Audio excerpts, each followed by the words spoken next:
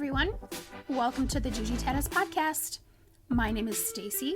I am a jujiteira, and this is my podcast. Hey everyone, it is good to be back. We are heading into the warmer weather now. It's May. I know around here in Chicagoland it's been really nice lately, which has really been helping my mental health, my mood, everything like that. I'm really looking forward to summer, and that also means that we are getting ready to wrap up season 2 of the podcast. We're not quite done yet. After this week, I do have one more interview for you before we wrap the season. But never fear, I will be back with the season 2 recap in August, and then I will be back with season 3 starting in September. So be looking forward to that. In the meantime, this interview that I have here, I sat down with my friend and training partner, Jennifer Yager. Jen and I have been training for a long time, actually. You'll hear this, but we both realized how many years we've been training, and it kind of blew our minds a little bit. But Jen and I have been training partners for many years now, and I just really enjoyed listening to her story and hearing, where she started and where she is now and where she hopes to go in the future.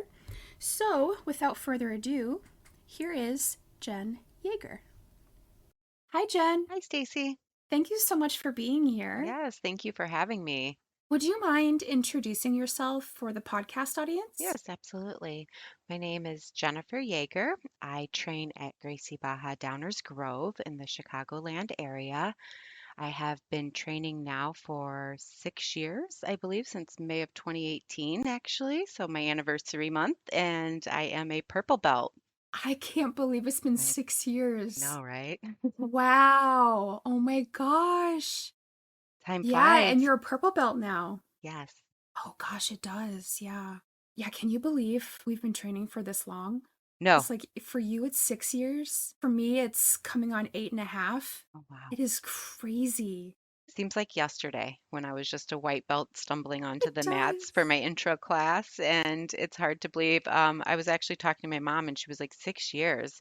Can't believe you've been training that long. I'm like, it really does. Time flies, and it's been fun. So I just enjoyed the journey thus far, and continue to want to explore and continue my journey in jiu-jitsu. Yeah. So speaking of your Yeah. journey, would you mind sharing the origin story? Like, how did you get started with jiu-jitsu in the first place? Yeah, it's kind of random. I was looking for something more. Just I didn't know, if I wanted to continue my education and get a master's degree, if I wanted to do CrossFit. I was looking for a hobby, but I also wanted something that was going to keep me fit and be like good cardiovascular and keep me, in shape as I get older. And I did my research and was looking into things, and jiu-jitsu was just it. I felt like it was, educational. It was giving me not only a great workout, but a tool, self-defense, something that I take with me in everyday life. I'm also a single mom, so I like to travel with my daughter. And sometimes we didn't feel so safe, just mother-daughter combo traveling. You feel like maybe there's a target on you. So just being, a weaker sex and being solo without any male accompany. So I like the idea of knowing that I have self-defense in my back pocket if I forever, would need to use it. Haven't had to, so thankfully never will, but just being equipped with, that knowledge alone gives you confidence. Oh, for sure. Actually, I think I stole this from somebody. Mhm. I didn't come up with this myself. But it really resonated with me because I was like, "Oh, that's so true." So basically what it is self-defense is like insurance. Yeah. You get it hoping that you'll never have to use it, but if you need it, it's there. Yep, exactly. It's good to have, right? And just even being able to influence others, females, right? And being that role model, like including I want to be the role model for my daughter of, eventually I hope that she takes on training jujitsu. We'll get there. We've done little bits of self-defense in our, female self-defense classes, but she's not taken on full-time training yet. But that is a goal of mine is to get, especially as she goes off to college, and see the value of being able to defend yourself. So like Oh, you for said, sure. getting that I insurance, mean, right? And hopefully never having to use it, exactly. but having the knowledge. Oh my So gosh. Yes, exactly. Yeah, and her being the age to go off to college now is extremely important because she's basically going to be kind of on her yeah. own, you Yeah. know? And I can speak from personal experience knowing jujitsu as or knowing self-defense as a college student. I wish I had jujitsu at the time, Yeah. but I that's why I took self-defense classes. That's It helps, it helps. yeah. So I No, hope it that does. she does that. I hope that she does jujitsu with you.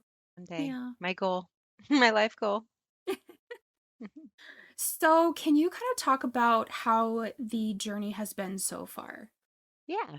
I still remember, I came in for my intro class and I'm sitting here thinking, what am I doing? But the little kids were all sparring on the mat and rolling around, and it looked so natural and so fun. And I was just like, hey, I can do this. I still remember it was really awkward for me to get super close, right? And eliminate the space and essentially be rolling around hugging people on the Oh, mats yeah. was just Yep. strangers, right? But as Yeah. my journey's progressed, most of y'all are family now, and so it's not that awkward for me. And it's become more comfortable. But that was, a huge hurdle for me when I started. It was just not comfortable. It was not natural to be that Yeah. close and not have that space. So there was some learning curve at first for all of us. I was a spazzy white belt, as we could say, and it's like learning to even control yourself under the pressure, I think, was a big learning curve that I had as a white belt, and just learning how to flow more or less than to always kind of like go at it like I'm defending for my life. So Yeah. as we've Yeah. grown, though, as it's been nice because I have had some partners that you build those relationships with, and you can work on kind of your strengths and your weaknesses together, and you know one another's strengths and weaknesses and can challenge one another on those to get better. Oh, definitely. It really is a community and a family. We say our brothers and sisters, and I think that's what keeps me coming back to the mats. Like I feel so welcomed. There's been journey was very consistent, and then we hit the pandemic, Yeah. right, and we were doing virtual trainings, and then we were training with face masks, which I cannot believe I ever did because it's impossible to breathe, but it definitely made us stronger. But at the end of the day, when I come to train, I feel good. I feel like I have a community. Even when I go periods where I don't come and train and I have rocky patches through life that just don't allow me to train as consistently, I find myself still coming back to the mats, and it feels like home, and where I belong. And everyone is so welcoming, and everybody's so kind to one another. We really have a great school that fosters that type of environment, which is what's kept me on this journey. Yeah. And I think that's so important too. Like some of the other ladies have also talked about that too. Not just necessarily the ladies that train with us, which of course are the first ones I asked because those are the people that I know. But I've been Yeah. introduced to other ladies from other schools, and they all have said the same thing. Like, a mark of a good school is nurturing that partnership culture, like the culture of helping each other Mhm. and teaching each other and being willing to learn and not being there to like kill each other. Everybody has said that. Yeah, And I think that's also why people stick around, mhm, you know like you said, rocky patches absolutely. through life, like we all have them. Yeah. And Mhm. it's just, I guess, what's that saying? Oh, a black belt is a white belt that just never stopped training, Yeah, never gave up, never gave up. right? Just never gave up, Yeah, never stopped training. All you gotta do is show up and be better than you were yesterday or the exactly. last time you're on the mats, right? Just take your baby steps. Everyone has their own journey. Some of us are competing to be a world champion. Some of us are young and, we can bounce back quicker. And some of us are trying to, learn self-defense. To me, it's therapy, it's a workout. It's helped me with stressful situations in life and work, and how to, just remain calm under pressure. And it's, even my healthcare doctor tells me just keep doing jujitsu because he knows it's such a great cardio. He thinks I'm crazy, but it's such a great cardio, workout that he even encourages me to keep doing it and saying that, it'll continue to keep you healthy through life, right? Being fit and active. So I think, there's a lot of reasons that we all train and we all have our why, so to Hmm. say, that drives us on our journey. Yeah. Well, and that's part of the podcast too, is like I wanted to explore the why. It started with Hmm. myself, but I always had a vision of doing exactly this. Like this whole entire season, season two, has basically been me talking to other ladies and finding out their why. Every single Yeah. person, even though what the why might be similar, or we've had some similar like themes or reasons for why they wanted to train, Yeah. every person has a unique story that's equally as fascinating. And so this is this is only the second season. I only have two, but I'm going to say this is my favorite season so far. Yeah. Oh, I love it. Well, I'm glad I'm a part of your favorite I'm season glad you are too. and looking forward to more seasons to come. Oh, Absolutely. for sure. For sure. So, speaking of the journey, speaking of like the Hmm. growth, can you talk about some of the triumphs or like lessons or, tidbits of knowledge that you've learned over the years that have shaped kind of who you are now? Yeah. I think, ultimately with jujitsu, it's like I feel like I'm always just not going to be good. I get excited when I do something, but I think it's like you're constantly learning and it's great because, sometimes we master things in life and then it gets boring. And I feel like jujitsu is never going to get boring because I'm always going to have plenty of areas of opportunities to improve. I love fighting off my back. So I found a lot of my strengths are, playing in guard and triangles and arm bars. And I enjoy that. I'm trying to learn to feel more secure in my mount and perfect that. A lot of it's being the lighter opponent. And I feel like I'm always getting swept. So I'm trying right now to perfect, how do I stay heavier and flatten myself more and not get swept and keep my hips low and whatnot. So, I've found areas I'm good at and a lot of areas of opportunity that I need to continue to grow at. I think, like I came at as a white belt, I came out the gates, fast and wanted to be, like I wanted to compete. I wanted my gold medals and I don't know, like very naive and everything. And I started at, I'll be open about my age. I was 35. So I'll be 42 this year. And as I've gotten older, right? I mean, 30 to 42 is kind of a big difference. And it's just, I've more cautious now about, I want to get really good at technique. I want to get stronger, but I don't really necessarily want to train as hard as I did in the past. I want to, do more of that flowing and get really good at refining my technique and then also building the strength that I have and I need and doing that. So more endurance. I think I heard someone say as you get older, it's more about maintenance, maintaining kind of like your ability than performance as necessarily I'm not trying to be the gold medal anymore Yeah. or that like, get to the top. I'm just really trying to get better and maintain kind of what I'm holding on to today and continue Yeah, that. I would definitely agree with that for sure. I mean, I'm also getting older. I mean, I just had my birthday a couple months ago. I'm Hmm. 37. Um, I Hey, mean, happy belated. I'm 37. I started jujitsu right before I turned 29. Hmm. So I was already pushing 30 at the time that I started, Yeah. and so 40 is not too far Yep. away now. So it's like I can definitely tell, exactly as you said, like maintenance of my skills, maintenance of my flexibility, stamina, things like that Yeah, exactly. is top priority, like the older that I get. Yep. All of us, every person who's been on the I guess on the podcast to give this kind of interview, and even myself too, we've all said this like, oh yeah, when I was a white belt, I was like this and this and this and this. And I have to think that like that's honestly probably just how white belts are, because they're coming into Yeah. something new and awkward, and it is kind of Hmm. like fighting. And so you're not sure what It to is. do, and you're like, oh my God, what do I do? So, when you're a white belt, like a beginner, you don't really know what you don't know. And I think that's just something that we all do. So Yeah. I'm thinking that maybe white belts and like us looking back on our white belt selves, I think we need to have maybe a little bit more compassion. Oh, yeah, and maybe absolutely. not be, because I know I've like looked back on my white belt self and just kind of cringed. It's like, oh God, Hmm. oh, why was I like that? Why did I do that? Like, yeah, But it's like, you just kind of, yeah. you just don't know at the time. So it's like, how would I know if I didn't know it? Perfecting the art. Yeah, You're a beginner, right? You had no clue what you were doing. None of us do. Everyone started as a white belt though, so I feel like we all have our beginner story. And your journey it changes. I does. think that's it.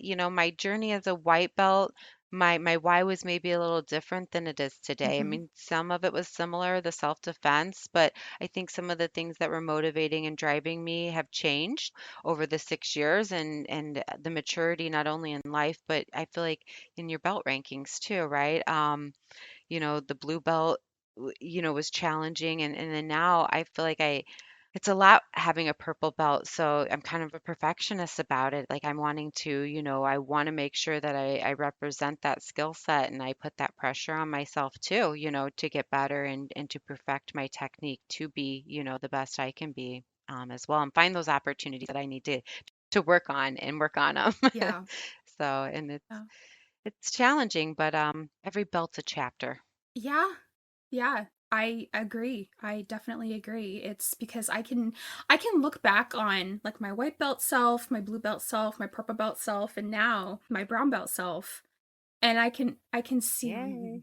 and I can see the growth, and I can be like, "Oh yeah, I call myself a little baby white belt." I was like, "Oh, just a little baby." And so I was like, "Oh yeah, like little Mhm. baby white belt kind of bumbling around making all these kinds of mistakes that you would expect of a beginner." Yeah, that's what's great about being the beginner is you can make those mistakes and it's okay. Well, the me at the time, the version of myself at the time, I didn't want to be making those mistakes. I Yeah. was like, why can't I just get this right? And it's like, it took me a really Yeah. long time to kind of figure out, like, that's not really how jujitsu works. Yeah. You're not gonna just like snap your fingers and just like get it right. Like, it's an art. Like, Yep. it's, fluid kind of. There's room for variations, there's room for error, there's room for all this kind of stuff. Well, what works for me might not work for you, and what works for you might not work for me just based on our body types Exactly. alone, right? The lengths of your arms and legs and what feels better and natural and what you gravitate to. So I think we have to realize that, and it takes a little bit to understand that, hey, that's a great move, but that's just not my move. It's not for me.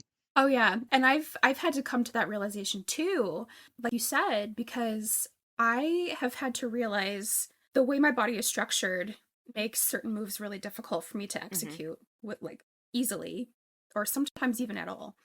So for example, because I think like you're pretty tall, aren't you? You're kind of tall, you have long legs. I have a shorter torso, I have longer legs, and that's why I think I like playing in my guard, right? Because it's easy, and I feel like my legs are much stronger they are than my arms. So I also go gravitate that way. But yes, the legs are longer, which help. But you work with someone that has a longer torso and it's harder versus the shorter legs. So, yep, Yeah. exactly. Yeah, the people listening to this on podcast land, they can't see me. When she said people with a longer torso, I was pointing to myself because I do. I have a long torso. I have like kind Hmm. of short arms, and Yeah.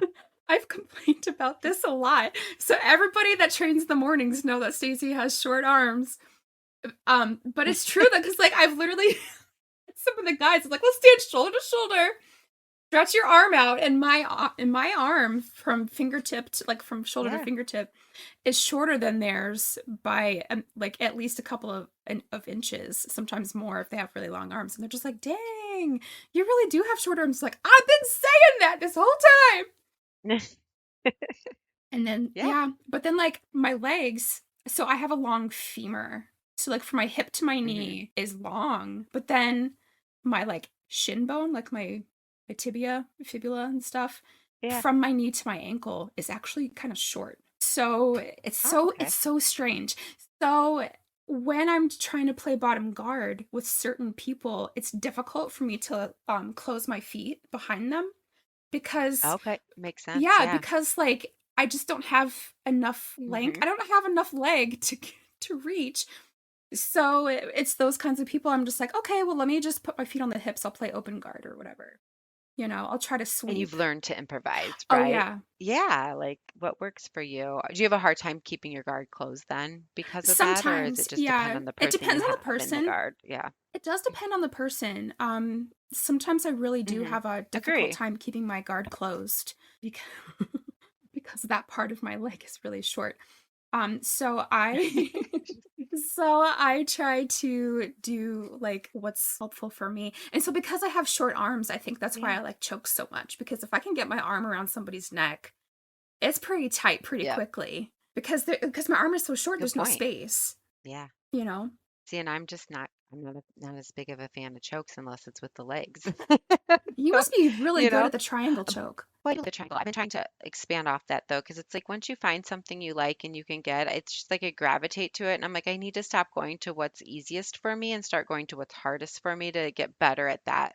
Those things like the chokes that I don't always, go for because I'm not a fan, but I'm not going to get better if I don't continue to practice them in a live sparring situation. So, yeah, I do. I really, and I've been trying to like, do more arm bars and because I always gravitate to a triangle, so I'm just trying to challenge myself to expand on my tool belt, what I've got and equipped with. I feel I still have moments where I kind of have to stop and think, right? So another thing I'm trying to work on is just my fluidity of like what is next, or can I, trick them with like I'm going for, this move while, I already have my next move in the back of my head. The chess game. I'm still trying to perfect that human chess game that we play with one another in jiu-jitsu. I feel like I still have moments where I'm thinking, right? Mhm. And I want to try to eliminate that time of thinking and it be more, like I said, more fluid and just more muscle memory, really, I think is where it's at. And the only way for me to get there is to continue to show up more than I am and more and more, and just continue training to Yeah. get the muscle memory. No, for sure. Definitely. And that's something I So, think that maybe we don't realize how important that is having the muscle memory or mhm, building that muscle memory, like you said, because then we don't necessarily have to think about it so much. yeah. Which for somebody like I'm me, also I like an overthink everything all the time. So, Exactly. Well, and I'm kind of the same way. So I just want to have to like, I don't want to have to, be as much as thinking of my next step ahead and just have it naturally gravitate there. Writing my moves down too, like when we learn something new, especially seminars or when we go away to any camps, I've been really writing things down more. I started off doing that early and then somehow lost the art of, my jiu-jitsu journal. So I've really incorporated that back into as I'm trying to refine everything, taking the notes. I don't really go back and necessarily read them, but writing things down for me helps me learn. So yeah.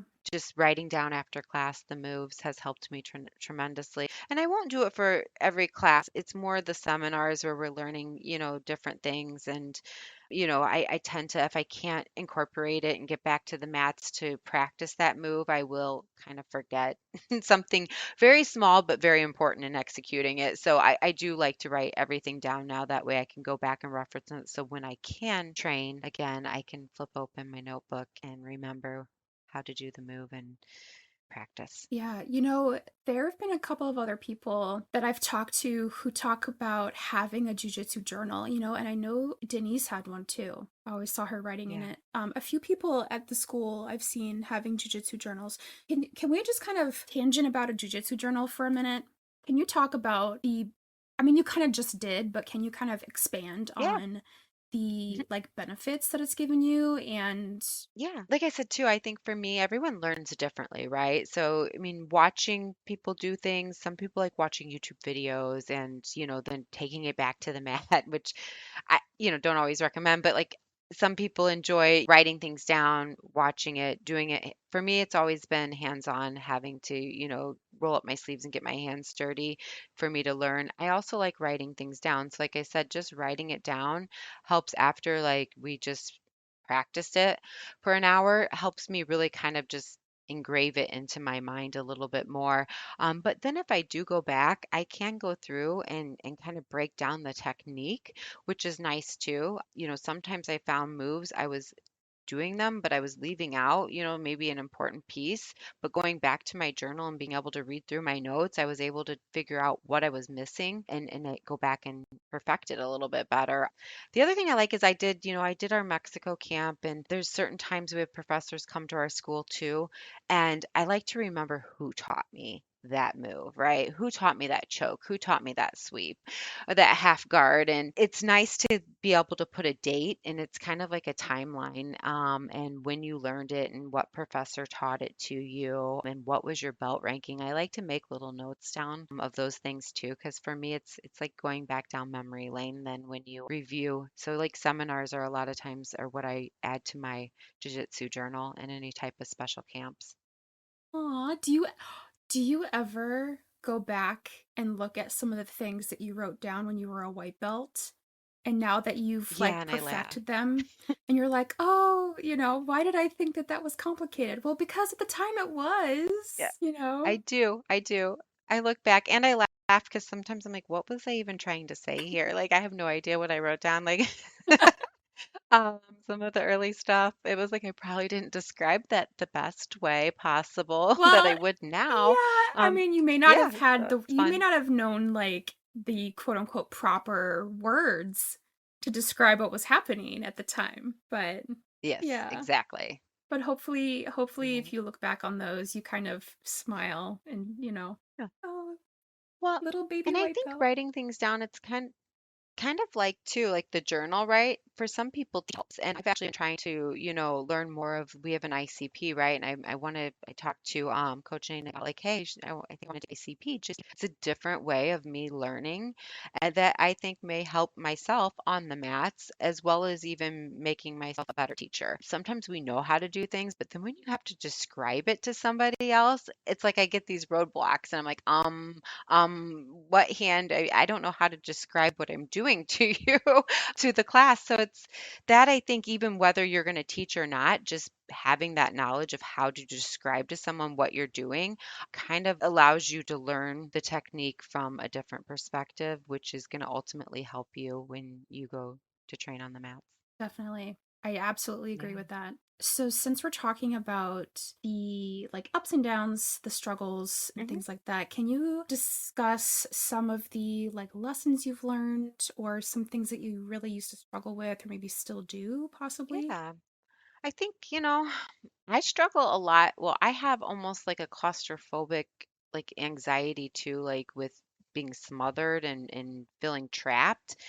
So for me, throughout my journey and struggles, it's been really just staying calm. Sometimes I'll tap still to this day, and my opponent's like, why'd you tap? And they're confused. I'm like, it's me, don't worry. Like I just start to get panicky feeling where it's that flight or fright, like kind of, where I feel like I'm just gonna, and a lot of it's I need to just focus on my breathing, right? And get back into it. But I do have that feeling of, feeling trapped or claustrophobic a lot. And throughout the years though, I've really been able to control it, right? And I feel like almost suppress it. It's still there and it still comes back, but ultimately, I've been able to work through it more and know that, this is temporary. Just breathe, find your pocket, your hole, as professor says, breathe and, think of your next move or wait for your opponent to gas out and make a mistake, right? And so that's the life lessons, but I think it's been a struggle, it's a huge struggle for me and I still have it. I always struggle, I feel like, with jiu-jitsu.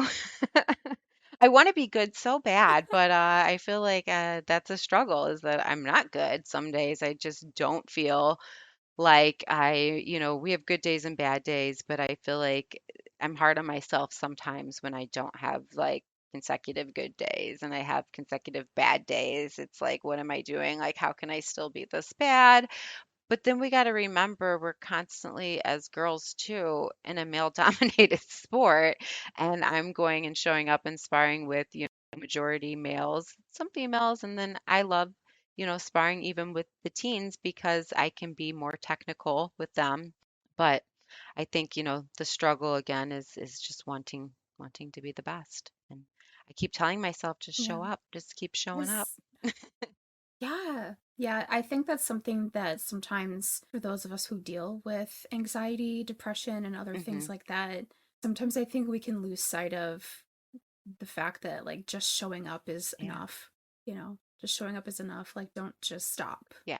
Don't stop. you know, like, yeah, like press pause, but don't Yeah. stop, you And know. even to that point, Stacey, I've pressed So, pause because I thought that's what I've needed. And then I find like when I get back, I'm like, why did I ever press pause? I needed this more than ever during that time, right? I needed my community and my brothers and sisters, or just a nice, workout stress reliever on the mat, or just take your mind off life. And I mean, when you're sparring, you can't think of anything else but like your next move. How am I going to escape, or what's my submission? And I think that's another thing about jiu-jitsu I like so much is you're in the moment. You have no choice but to be in the moment. I'm not thinking about what I'm making for dinner or that work deadline I didn't make today. I'm just in the moment at that time thinking about what's my next move, what's my opponent's move.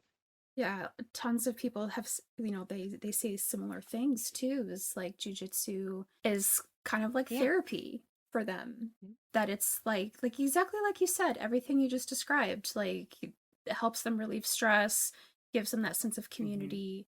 People to kind of empathize with what they're going through, build them up. Then they leave feeling good. Yeah. Yeah, but I guess I just kind of want to put out there that like if you need to press pause Yeah. for whatever reason, like that's Oh, and I okay. have. Jujitsu will always be here for you. Yeah. Jujitsu is always going to be here for you. Your jujitsu family will always be here for you. And so, Yeah. you know, And and I and everybody's really supportive, Yep. which I yeah. can contest to that because the last 2 years with having a teenager, I felt like I was a chauffeur and on her schedule more than mine. I also used to work over in Downers Grove. To train was easy right after work. Now I commute, a good 40 minutes in traffic to go train after work. And that's been a challenge for me to adapt to that schedule. And I went Mhm. through a lot of, I think, even dealing with a little depression and life changes myself and, stress. I went through the last 2 years of patchiness. I would finally get to where I was training on a schedule consecutively, and then something in life would happen. And then I found myself struggling to get there one day a week, every other, and then I was like, this isn't enough. And I get hard on myself about it. And then, but I never gave up. And that was the thing. I was like, I did hit pause. I did, struggle to be consistent. And now I think I've gotten back into the groove.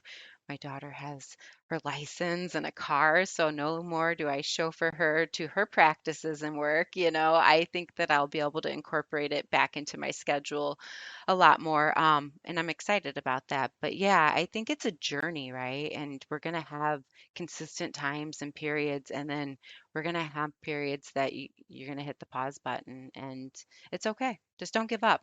Exactly. And I think for people kind of like me, where I tend not to enjoy the journey of things, I tend to want to get to my destination. Jiu-jitsu has really helped, enjoy the process, enjoy like what you're doing Yeah. now. Because as a white belt, I came in for self-defense reasons, but I just loved it so much and I wanted to stay. And then, of course, I was like, oh, I want to get a black belt one day. Mhm. And so I think I kind of had that, like, I want to get through these other belts as quickly as possible so I can get to the black belt. But that kind of is like defeats the whole purpose of earning your black belt. Like, you Yeah. have to, there's time and experience that has to be there Yep. before you can earn like the privilege of wearing a black belt. Like, you got to go through the process. And so it's something that I had to learn then that I'm able to carry with me now. Oh, here's a Yeah. question that I actually thought of earlier, and I never asked anybody else this Mhm. because I didn't think of it. What do you want your legacy to be? I think ultimately, like in jiu-jitsu, right? And my legacy you're asking, I think it's to inspire. Yeah, I mean, let's Yeah. start there and then we Mhm. can we can Good? go No, into we life. don't need to go in life, no. But for jujitsu, my legacy, I think ultimately what I want it to be is to inspire as many females to join jujitsu and be a role model for them. Continue to be a good training partner to my other female training partners. So I ultimately think that's my legacy. I think all of us girls are very passionate about that. It's hard. I I haven't even been able to get my sister. She trains in Bloomington down at Twin Cities with Tori and Tyler, their new school. So her and my two nephews also train. So it's exciting to watch them. But I've been successful to get her, on board, but that's probably the only person thus far that I've really been able to get to train. And I want to get as many women to come. I can get women to come to the self-defense classes and be interested in that, but to, adapt and continue on with the sport, past a blue belt, I haven't been too successful yet. So that is my leg. I'd love to get more and more women that I know, specifically family and friends or in the community, to train and see the value in it. Yeah, definitely. So, Jen, what would you say to somebody who maybe is a beginner and feeling like, maybe they're just like, oh, I can't do this. I'm not any good at this. Or maybe they've been thinking about starting jujitsu, but they're still kind of hesitant. Yeah, What would you say to those people? yeah. So just do it.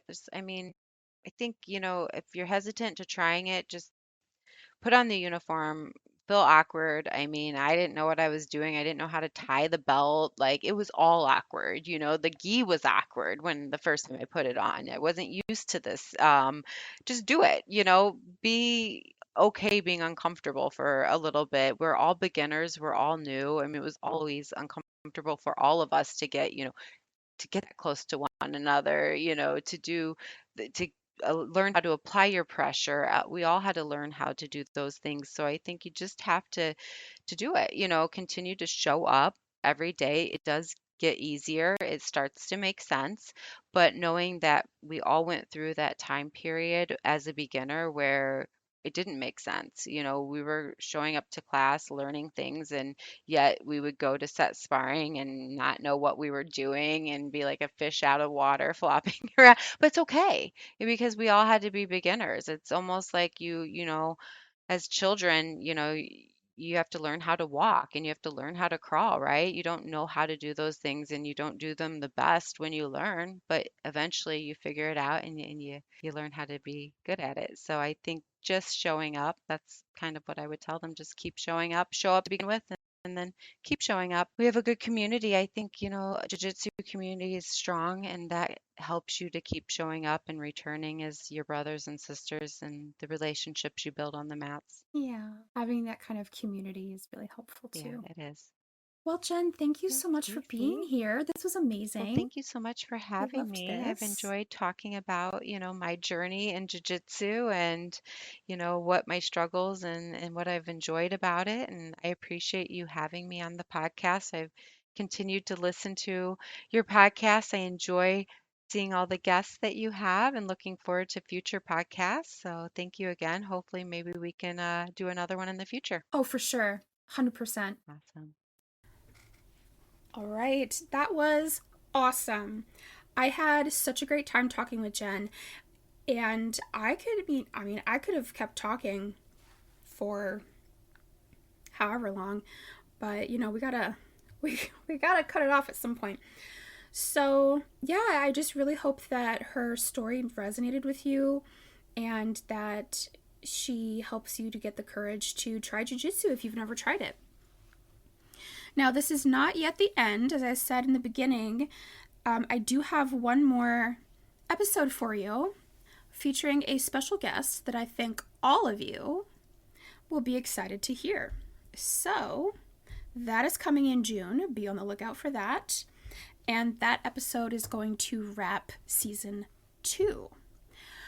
But if you've been enjoying the interviews, I do have plans to do another season at some point in the future with more interviews. So, we're not closing the book on this type of thing. We're just, turning the page for now. So, come season 3, this is the season that I had planned to really dive deep into the kind of the nitty-gritty philosophical type of stuff that has been going through my mind for a long time, actually, like different topics with jiu-jitsu and things like that. But that is yet to come. So, in the meantime, before I let you go for this episode, I just want to remind you that I really appreciate your support the best way to support the podcast is to listen to the episodes and I guess re-listen to the ones that you really like. Give it a rating on your podcast hosting platform or your distribution platform, wherever you listen, and then also leave a review. Because every time you do those things, it tells the algorithm that these things have set up. It tells the algorithm that you like what I'm doing, and then the algorithm sees that people like what I'm doing, and then it pushes what I'm doing out to other people who also might like it. So that really, really, really helps. If you were interested in supporting the podcast in a different way, I do have a Patreon. I post stuff over there, episodes, little video tidbits, other like offshoot type of things, other topical things are over there. Also, I do have a merch store. I'm like really excited about this merch, you guys, okay? Because I designed merch that I would want to wear, and in fact, I do wear it. It all started because I just wanted to have my podcast logo on a t-shirt because I was so excited. I was just so proud of what I did. I was like, I want to wear my logo on a t-shirt. So I did. And if you also want to wear my logo on a t-shirt, or maybe not my logo, but something different, I have a couple of other designs over there too, then you can go to my merch store. So I have a link tree because I have a lot of other links. So obviously, like, I've got Instagram, which is where I am the most often. I have Instagram, I've got a Facebook page, I've got the Patreon, I've got the merch, there's a Buy Me a Coffee page. There's just a bunch of stuff there. So I have the link tree linked in the description box and also all over my different social medias. So you can find the link to whatever you're looking for in that place. All right, so I will wish all of you to have a great week. Stay healthy, be well, and I will see you next time.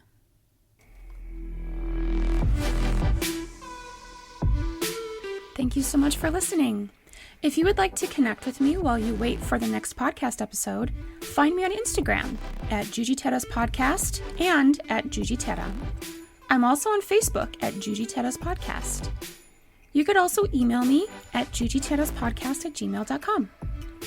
If you would like to support me in this podcast, you can visit me on Patreon at jujiteiraspodcast, where you get early ad-free access to all episodes, plus some bonus content. You could also find me on buymeacoffee.com at jujiteiraspod. Thank you so much for listening. Remember to rate and review. See you next time.